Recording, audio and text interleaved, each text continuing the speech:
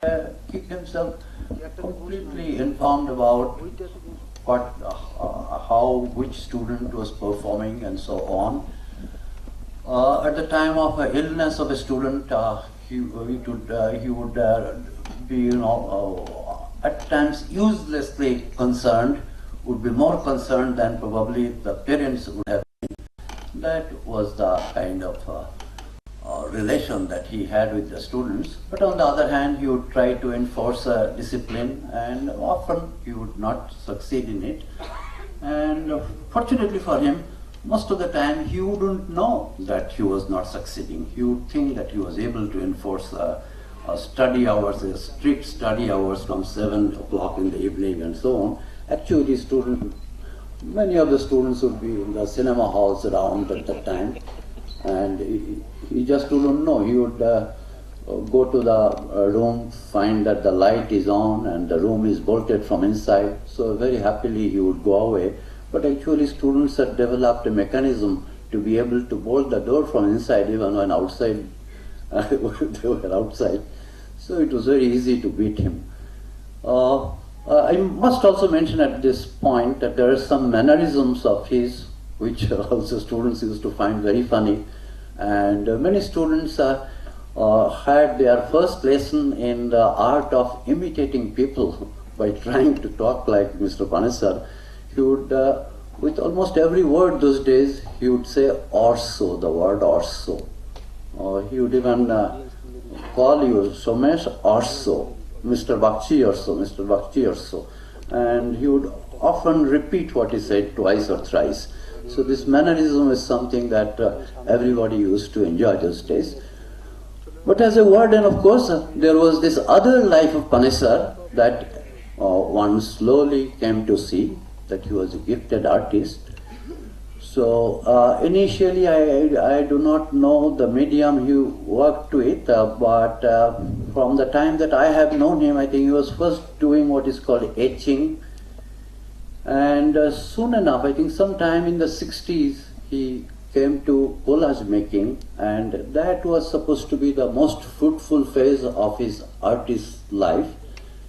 And if that began in the middle of 60s, as I now think, so in about 10-15 years, he became one of the very prominent artists in Bengal on the strength of some of his collage works, and became a part of this contemporary artists group. So of course his room was strewn with canvases, half finished, because these things, collages take a long time to make. So there used to be a series of collages in all stages of making, and you would often wonder, where does the man sleep? Well, probably he never did, but I don't know. But that was the situation. And even at that time, how old was he at that time? He was, I suppose, just past 40, barely past 40. We would see that he leads the life of an hermit. He would almost spend no money on himself. And it's much later I came to know that when his paintings were selling at a very high price, that as a matter of principle, he never used any money from the sale of his paintings for his own use. All the money that he got for paintings, he had donated away to societies and so on and so forth. I think one of the latest beneficiaries of that is the ISIAA Alumni Association, to whom he has given this large collection of paintings that we had brought from him about 10 years ago, when we had an exhibition here of his paintings. After the exhibition, he refused to take the paintings. He just told me that you keep them somewhere where people can see them. So I initially kept them in the guest house.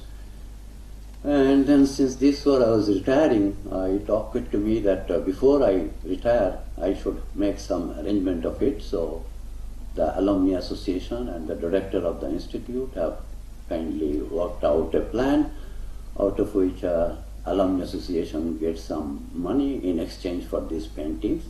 And Mr. Panesar is very happy that the institute has taken over the paintings, will take good care of preserving them, that part, and then in the ISI, people would be seeing his paintings for years to come. This is a thought that pleases him very much.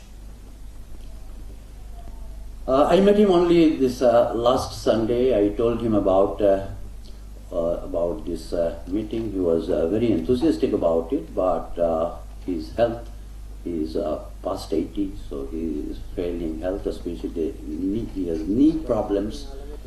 So he had asked me to give him a call about an hour before we send a car. And when I did so today, he said that sorry, you would not be able to come, but he asked me to convey his regards to all and to express how sad he is that he is not able to be with all of us, all of you here today.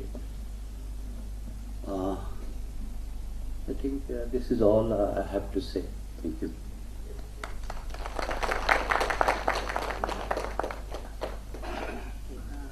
Thank you, Professor Bagchi, for telling us the stories about Raj Panesar.